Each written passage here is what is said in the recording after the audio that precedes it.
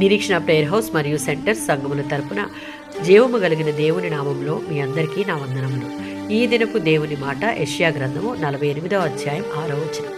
తెలియని మరుగైన క్రొత్త సంగతులు నేనిక మీదట నీకు తెలియజేయుచున్నాను. ఇప్పటి వరకు దేవుడు తీర్పును ప్రకటించాడు, అయితే ఇప్పుడు ఆయన క్రొత్త సంగతులు ప్రకటించబోతున్నాడు.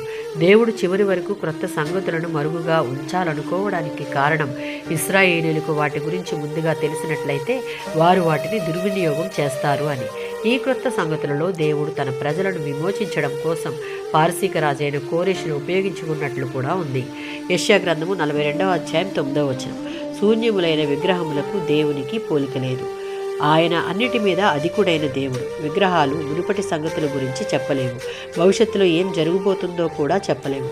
జరిగిపోయిన విషయాలు ఎంత బాగా గుర్తున్నాయో జరగబోయే వాటిని కూడా అంత బాగా తెలుసుకునే దేవునికి వాటిని ప్రకటించడంలో ఏ సమస్య లేదు.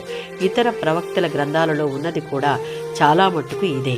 2 పేతురు పత్రిక 1వ అధ్యాయం 21వ వచనం. భవిష్యత్ వాక్కు అనేది మానవ ఇష్టాన్ని బట్టి ఎన్నడూ రాలేదు, కానీ దేవుని పవిత్రులైన మనుషులు పవిత్రాత్మ వశులై పలికారు. ప్రవక్తల వాక్కులు అంటే పాత నిబంధన గ్రంథంలో రాసి ఉన్నదంతా అని అర్థం. ఏదైనా చెప్పాలని రాయాలని ప్రవక్తలు తమంతట తామే నిర్ణయించుకోలేరు. వారికి ఆ హక్కులు పరలోకం నుండే వచ్చాయి. యెహోవా ఇలా మాట్లాడుతున్నాడు అని, యెహోవా వాక్కు అని అనగలిగారు. వారు పలకవలసిన మాటలు ఉన్నవి ఉన్నట్లు దేవుడు వారికి ఇచ్చాడు. వారు దేవుని సత్యాన్ని ప్రకటించడం కోసం దేవుని పరికరాలుగా ఉపయోగపడ్డారు. మనం బైబిల్ను నిర్లక్ష్యం చేస్తే సజీవ దేవుని వాక్కును నిర్లక్ష్యం చేస్తున్నామన్నమాట. దేవుడు తెలియజేసే భవిష్యత్ వాక్కులు మనకు తెలియని మరుగైన క్రొత్త సంగతులు తెలుసుకోవాలి అంటే దేవుని వాక్యం మనలో నిలిచి ఉండాలి. ఆమేన్.